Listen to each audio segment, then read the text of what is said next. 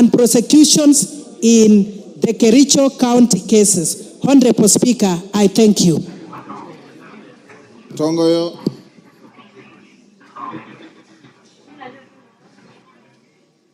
Thank you, Honorable Speaker. When can you bring a response? I will issue the response first week on reception from the recess. First week on once we resume from recess. Deco Baro, Garissa Town.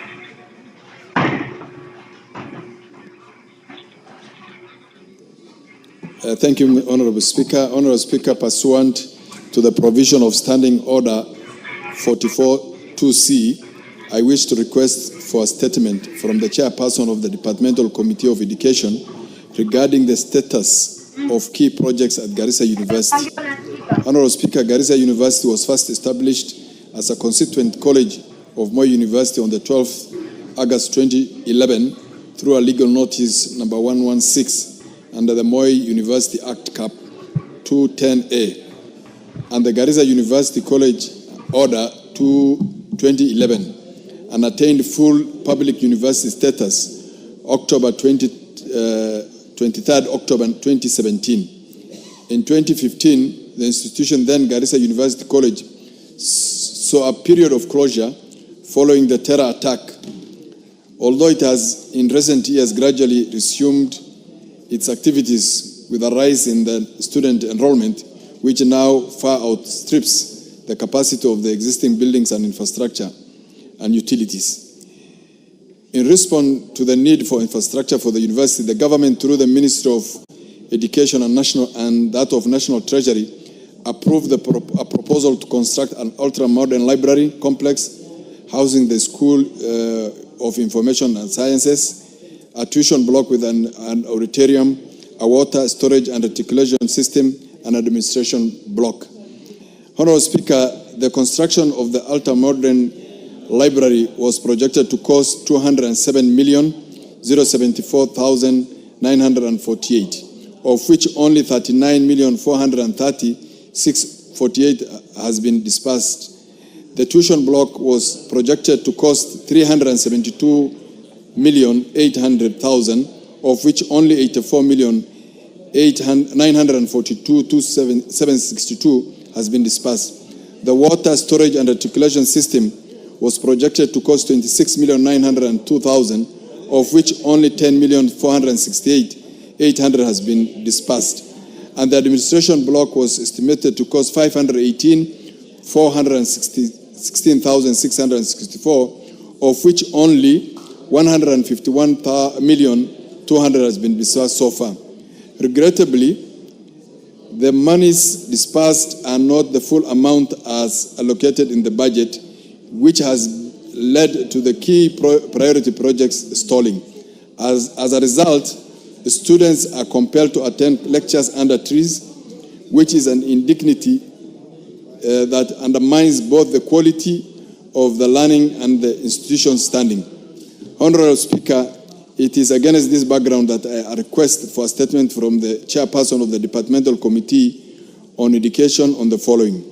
A detailed report on the current physical and financial status of each project, including the percentage of works completed, the contractors engaged, and the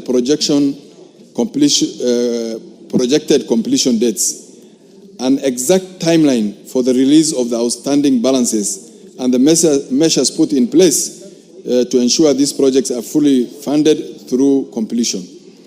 Number three, the measures put in place to ensure that there is prudent use of taxpayers' funds and the delivery of value for money by the institution and its contractors.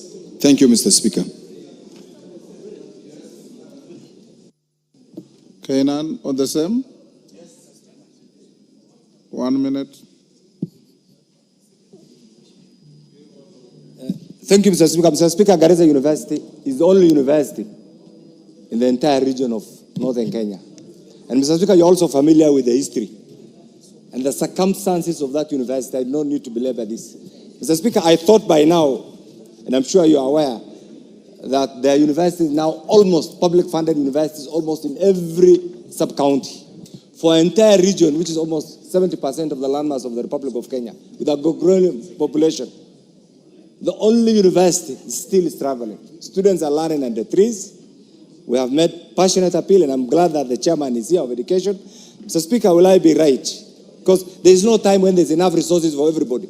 We must sacrifice for particular groupings or regions that require those services as and when the situation demands. I want to plead with the chairman and the chairman budget to urgently put in place mechanism on affirmative basis to assist Garissa University so that at least we can have the basic infrastructure to suit that name of being a university. Because right now, so many students have shown the desire to go to that university, and yet everything is lacking, Mr. Speaker. Mr. Speaker, I want to plead with you, just like you have done in the past, to compel, and I know will also apply, and I want to plead with the Honorable Deco, to put everything in perspective so that by the time we are going through the budget making process, we insist that Garissa University must get a lion's share so that in the next financial year, students can get a conducive infrastructural environment. I support that statement, Mr. Speaker. Chenyamai, 1 minute. Thank you very much, Honorable Speaker. I support the Honorable Deco on the fact that this is a university that must be funded. And Honorable Speaker, I would like to add something, Honorable Speaker, that we should not forget the circumstances that made this university to be closed. And this happened on the 2nd of April 2015, where we lost 148 students, Honorable Speaker, if I'm correct on numbers. But the fact is that we lost so many students there. Honorable Speaker, as we work towards ensuring that this university gets budgetary allocations, it is extremely important, and I would like to ask Honorable Deco, Honorable Kainan, and all other members from the northern Kenya and from the eastern part of Kenya, that the people who attacked students in Garissa University originated in my own constituency, Honorable Speaker, Kitui South, in a place called South Kitui Game Reserve. And we have seen now efforts of people, politicians, taking back people into the same game reserve and ensuring that that place called Inyali, where those people were traced to, is now it is becoming now a settlement of people where there is no chief and where there is no assistant chief.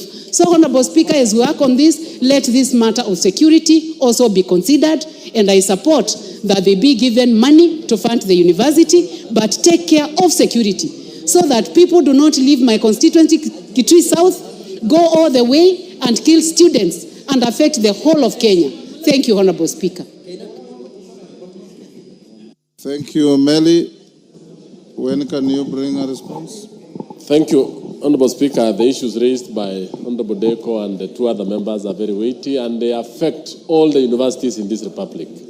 And Honorable Speaker, I and the committee members did walk across most of the universities in the eastern part and the western part of the rift, and we noted a number of what we call white elephant projects. We even went to Garissa and we found students under trees taking lectures. So, Honorable Speaker, because of this, we are proceeding for recess. Immediately we are back, I'll give a very detailed report, not only on Garissa, but all the universities across the republic. Thank you, Honorable Speaker. Thank you. On the same issue? Yes, Bowen. Yes, Mr. Speaker, I want to appreciate the answers given by the Honorable Chair of Education. He has not given that many, or the promise that he's going to give us soon. But, Mr. Speaker, the chairman has just said that many of our universities are struggling financially. Many of our universities. But again, Mr. Speaker, we are seeing again the same ministry of Education opening some other universities. You have seen, Mr. Speaker. So, even as the chairman looks into the financial constraints in this institution, Mr. Speaker, I think we need to think as a country, do we need some other more universities when these other ones, the strong universities, like Garissa University, more universities, they are going down. Omondo. Speaker, I also want to concur with the sentiment of Honorable Bowen. Honorable Speaker, the truth of the matter is that our universities are limping. And the government or the executive has no capacity to fund and sustain these universities.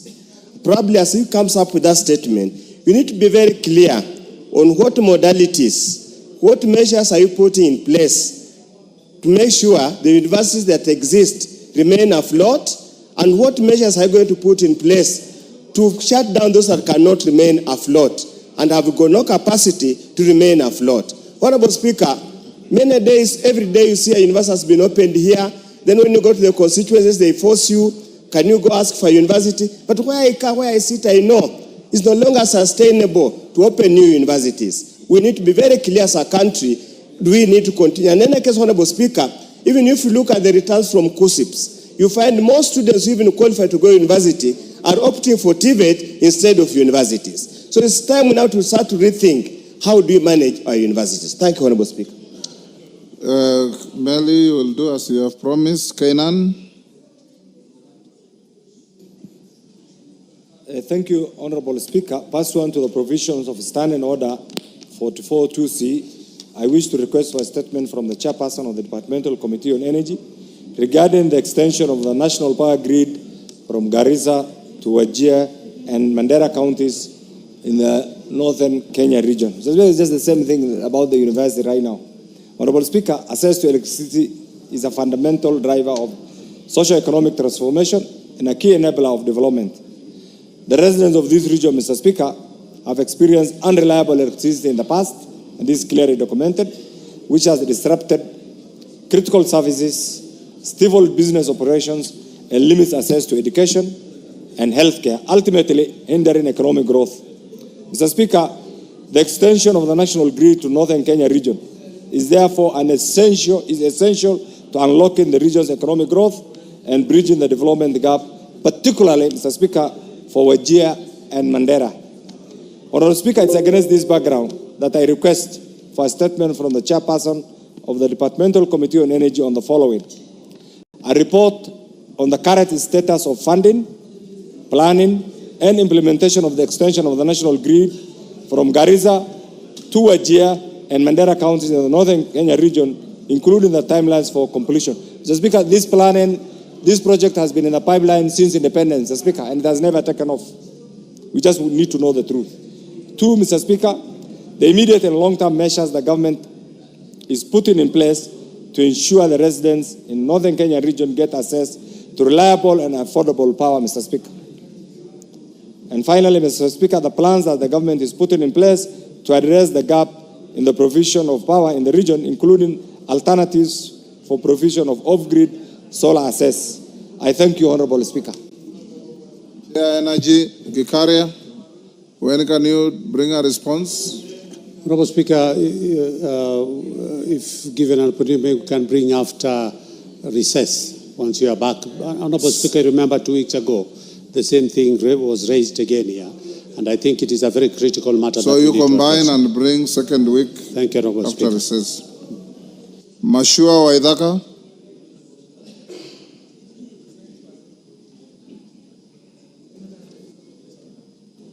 Member for Kiambu County, Kiambu constituency. Kiambu, yes. Thank you, Honorable Speaker. A request for statement regarding attempted land grabbing in Tinganga Ward in Kiambu constituency. Honorable Speaker, pursuant to Standing Order 44.2c, I wish to request for a statement from the chairperson of the Departmental Committee on Lands regarding the attempted land grabbing targeting the family of the late Mr. Wilson Bodu in Tinganga Ward, Kiambu County. Honorable Speaker, the Bodu family has owned and resided on their 236-acre parcel of land in Tinganga Ward in Kiambu with their ownership properly documented. The family acquired the land from the white settlers 51 years ago, and legitimate ownership is further evidenced by compensation by the government for land allocated for the development of the Kiambu-Rioki-Giawa Road. An additional compensation received for allocation of land for the Athi Water 3 pipeline easement.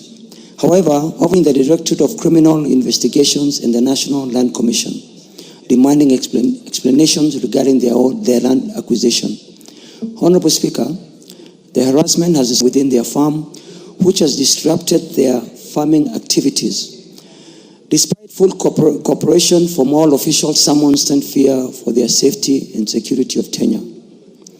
Honorable Speaker, it's against this background that I request for a statement from the chairperson of the Departmental Committee on Land regarding addressing the following. 1, reasons for the repeated summons issued to the Mbothu family by various state agencies, including specific details for any informal investigations being conducted. 2, the actions being taken to investigate and address the repeated incidents of vandalism and unauthorized access to the family's property. 3, the specific steps being taken by the ministry to protect the legitimate law, the measures being implemented to protect legitimate landowners from harassment, intimidation by state officers and those interested parties in Kiambu and in the country. Honorable Speaker, I further wish to state that the PS, Department for Lands, Honorable Nixon Correo, to provide information regarding the matter. And the record was set straight that indeed the April of this year, around 11:30 a.m., the family alleges that officers from the DCI headquarters went to the family farm and asked them to vacate the land. It's with this, Speaker, that I... Can your committee bring a response? Can be brought the second week after opening. Thank you, Speaker. Thank you. Cynthia Muge, she had approached the chair and indicated she was going out to a meeting, so her question can be deferred to tomorrow. Her request rather for statement deferred to tomorrow. Response, no, before that, Julius Olesunguli.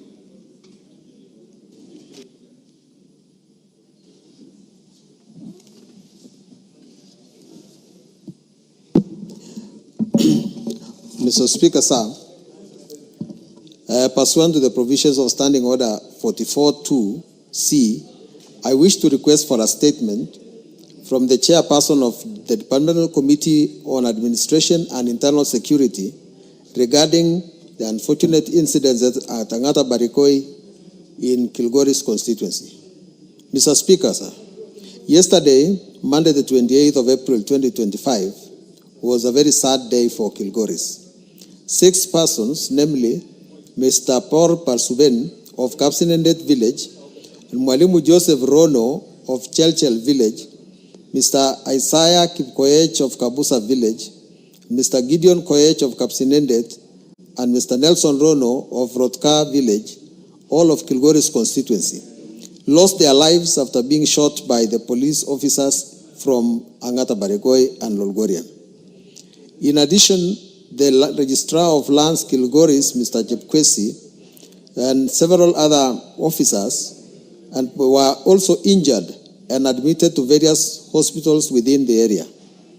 The incident occurred during a protest that erupted over a disputed parcel of land where the current residents are believed to be the rightful owners, having lived there as their ancestral land. The security situation in the region remains tense following this incident. Mr. Speaker, it's against this background that I request a statement from the chairperson of the Departmental Committee on Administration and Internal Security on the following matters. 1, the chairman should inform us who authorized the police officers to use live ammunition against residents who are not armed.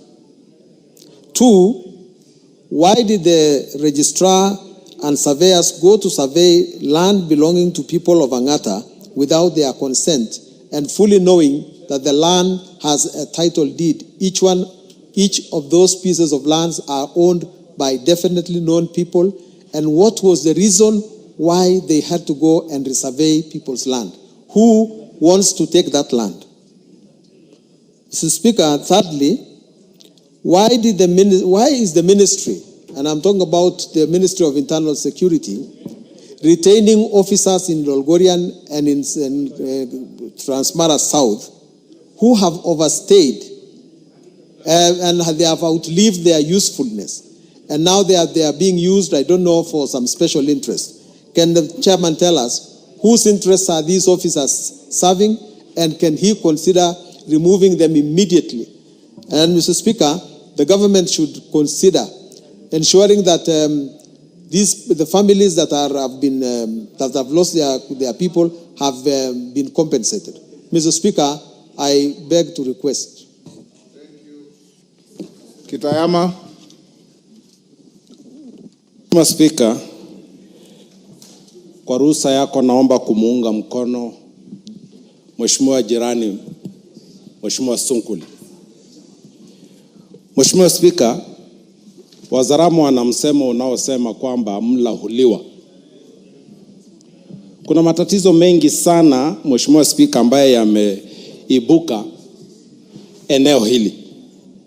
Na matatizo haya Mheshimiwa Spika, sisi tunashangaa kwamba mara kwa mara kilio kikubwa zaidi kinatokana wakati ambapo vyombo vya dola kwa serikali tofauti tofauti vinaingilia swala hili. Mheshimiwa Spika, juzi tu hapa mwezi wa 11 Mheshimiwa Sunkuli aliomba statement ya aina hii kwa ajili ya mambo haya, na wakati huo ilikuwa ni Angata, Barakoi, Guitembe mpakani pale. Jamii ya jirani zetu wanazozana Wakuria na Kipsigis. Mheshimiwa Spika, wakati huo ikaonekana ni jambo ambalo linahitajika lichukuliwe kwa dharura. Wewe Mheshimiwa Spika, ni kushukuru sana kwa sababu ulitoa agizo kwamba kamati ya usalama, kamati ya administration ambayo inaongozwa na rafiki yangu, ndugu yangu, jirani yangu Mheshimiwa Tongoyo, aje pale katika eneo la tukio aweze kuangalia ni nini tunaweza tukakifanya ili kwamba usalama uweze kuendelea kuwepo pale. Mheshimiwa Spika, mimi ukao umenituma mimi kikazi kwenda Dubai. Nikakata safari yangu kwa siku 2 mfululizo ambazo nimerudisha hata hela ambayo ulikuwa umenipa mimi kwamba nikaweze kuwa pale. Kwa sababu jambo hili ni nyeti, nikarudi. Tukaenda katika eneo la tukio. Tukajaribu kuangalia, na kamati hiyo ni washukuru sana kwa sababu walisikiliza watu wetu na wakapata uhalisia wa mambo. Shida ambaye hata bunge hili linajua kwamba imenukuliwa kuwa imeanza tangia miaka ya kabla ya uhuru. Na Mheshimiwa Spika, ukweli ulioko ni kwamba tumekataa kama nchi kufuata haki, na tunafanya hivyo makusudi tu. Sasa Mheshimiwa sana, na kutoa rambirambi kwa wale familia ambao wameweza kupoteza maisha wa jamii ya Wakuria. Mheshimiwa Spika, ukanda huu unahitaji mjadala, na sio mjadala wa kupapasa. Unahitaji mjadala wa halisia kwamba eneo hili kihistoria, kwa sababu kila mtu anayezungumza mambo ya eneo hili, shambo hili, anazungumza historia. Sisi Wakuria tuna historia yetu, Kipsigis wana historia yao, Wasiria ndugu zetu jamii ya Maa wazuri sana, majirani zetu wazuri sana, wana historia yao. Na sisi wote tunakubaliana kwamba maeneo hayo, sisi jamii zile ziko pale za Maa, Masai, Syria, Moitanic, Wasingishu, na sisi Wakuria pamoja na Wakisii na wale wengine wote ambao ni wa kununua pale, tuishi pale kwa sawia. Watu wote tuna haki kwa sababu katiba hii inatupa haki, Mheshimiwa Spika.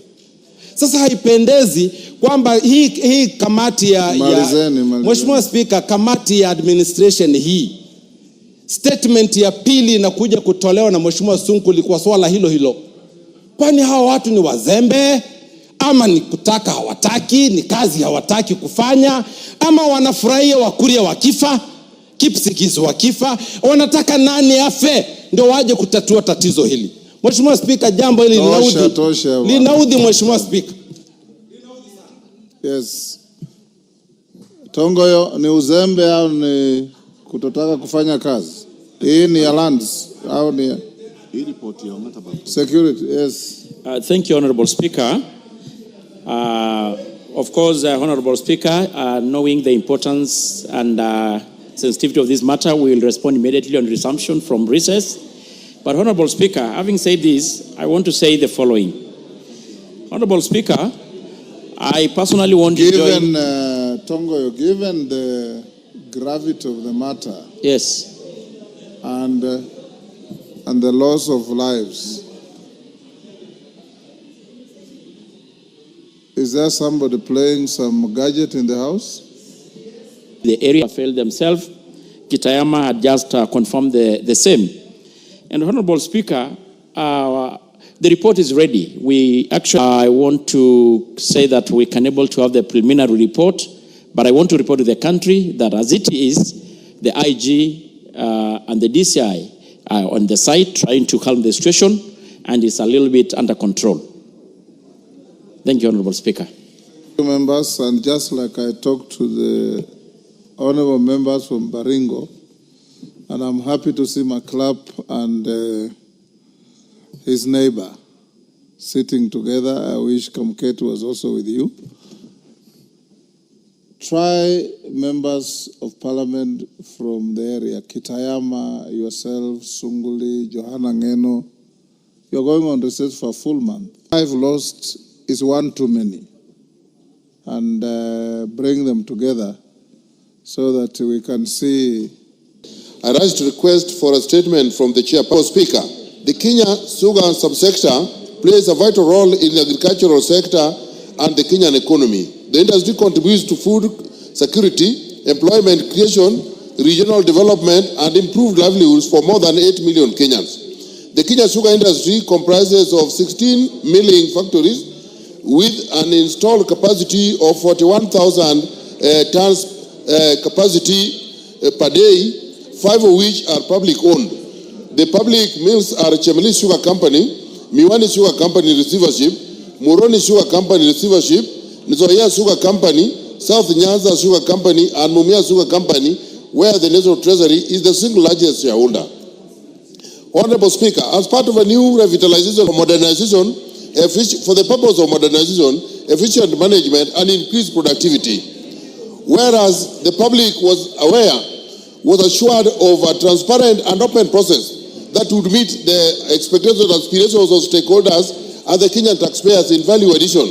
The exercise has since appeared to have been driven to extreme secrecy, which has contributed to the failure for the targeted industry to regain operationalization stability as envisaged. This has raised concern among farmers in the sugar belt, and the outcome of the resolution from the exercise will affect the livelihood which is dependent on sugar cane farming. Honorable Speaker, it is against this background that I request for a statement from the chairperson of the Department Committee of Agriculture and Livestock on the following. 1. The status or the position of the leasing program of the state-owned sugar farms, particularly Moroni Sugar Company and Chemeli Sugar Company, and also the status of Miwani Sugar Company, which together with Moroni are under the same receivership. And during the advertisement for the so-called leasing program, Miwani Sugar Company was also listed for leasing, but has since been quietly hived out for a process that will converse at a later date. The criteria that was used in tender evaluation regarding the leasing program of Moroni Sugar Company and Chemelil, we want whoever is concerned to come out with a program, make it public, and tell the public this is what we wanted. This is why this company that tender did not meet the threshold, and this is why this so and so met this threshold. The composition of tender committees that considered the leasing exercise and the recommendations they made, everything is being done in secrecy, and we are fear, the people here fear that the political class has hijacked the process and is determining it on their own and on their own consideration. And I'm telling you, Honorable Speaker, at the time of asking this question in Parliament, the constituency where these factories are is volatile. The workers are already demonstrating. The farmers are going to join them. The businessmen are Koyo, your acceptance was to read the statement that I approved, not to debate it. Statements. Thank you, Honorable Speaker. I suggest this, that I ask the... On 27th September 2023, you did direct the Cabinet Secretary for National Treasury to write to me explaining the efforts made by National Treasury to recover and protect the nucleus estate of Miwani Sugar Company, in particular LR number 7545/3, which is about 11,000 hectares. This matter, I believe, is still alive because I have in my hands here a letter dated 11th April 2022 from the PS Agriculture, reference MOALD/S Kenya Sugar Board, asking that Kenya Sugar Board and Miwani Sugar Company and some other people in court enter into a consent. We have a copy of the consent also here, proposed consent, and I have not received any communication from Treasury as to what they are doing about this particular land. And I believe your directives are not issued in vain. So it is part of this, and I would be happy to get a statement. Clerk, follow up so that the response covers both the concerns of Honorable Koyo and Honorable Carolo Mondi. Yes, Mele, on the same issue? Thank you, Honorable Speaker. Honorable Speaker, especially in the sugar belt. My constituency and the constituency of Honorable Koyo are actually, we serve the three factories. We serve Moroni, Chemelil, and Miwani. And in fact, these factories are actually public entities, and we allow the government for the reforms. But the reforms should be transparent. It should be, the people should be involved, and more importantly, there should be public participation on the several process that is going on. But the other day, Honorable Speaker, we heard that a new investor is coming in, and in fact, putting everybody in jittery. So, Honorable Speaker, we are asking that this be treated with the urgency it deserves, so that the public does not lose anything. Thank you. No, we don't have something else on the order paper.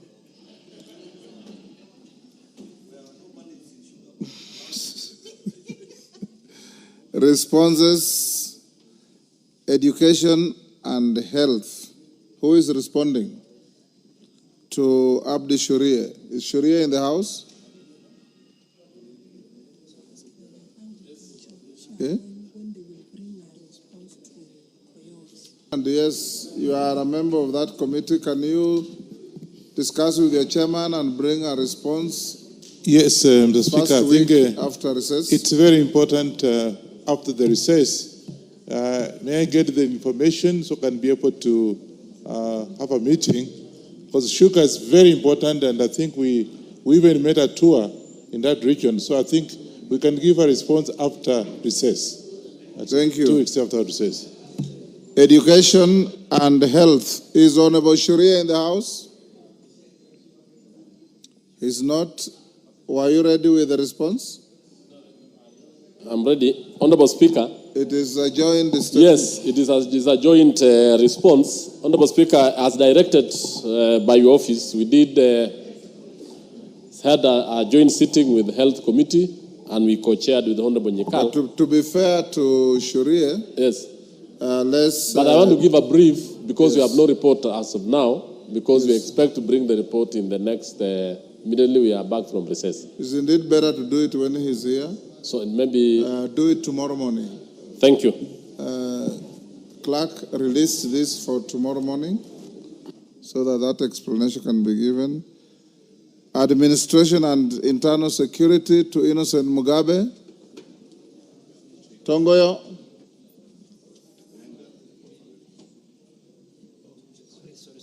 You have a statement to give?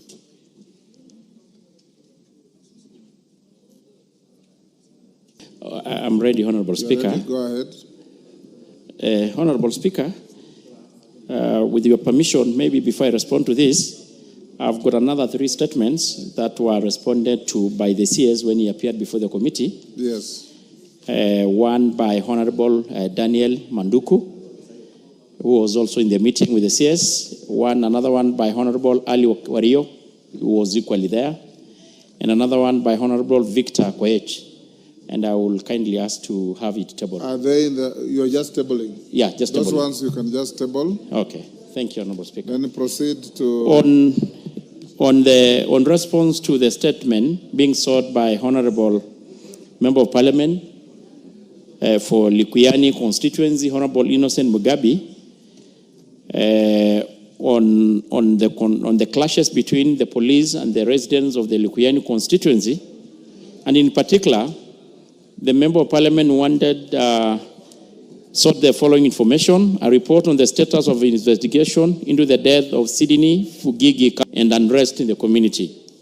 2, a report of investigation into the death of Miss Dorcas Naliaka Wanjala and Miss Sarah Toshia, and including the step taken to apprehend the police officers who used the live ammunition against unarmed civilians. Thirdly, the measures put in place to prevent the use of live ammunition during demonstration and the adoption of the alternative non-lethal methods of crowd control. And 4, the step being taken by the ministry to compensate the families of the deceased person. And I want to respond as follows. On that March, during a local funeral event, and the late Sydney Fugigi, a grave digger, the conflict was triggered when the family of the deceased expressed concern about the Sydney's presence, alleging that he might steal from their guest based on past experience, and consequently they requested the Ashbira to be removed from the homestead. The Sydney left the event visibly unsettled and disgruntled. On the 4th March, the Sydney visited Ashbira's home to confront him over the perceived embarrassment at the funeral, and a heated exchange ensued, during which Sydney allegedly made threatening remarks, prompting Ashbira to forcefully remove him from his compound. And reports indicate that this act of removal resulted in an alleged assault on the Sydney. Police officers, with the help of the men, referring him to the Kitale County referral, and unfortunately succumbed to his injuries on the 9th. Following the incident, Simon Ashibira, age 75, and his son, Victor Ashibira, age 42, who is known to be mentally unstable, were taken into police custody and arraigned in court. On the 10th, Butali Law Court approved their remand at Likoni Police Station for 21 days, pending the completion of his investigation. A postmortem examination conducted on the 20th at MTRH Eldoret confirmed that Sydney Fugigi died due to head trauma caused by a blunt object, and the case is pending before the court. On the second question, the death of Sydney Fugigi provoked outrage among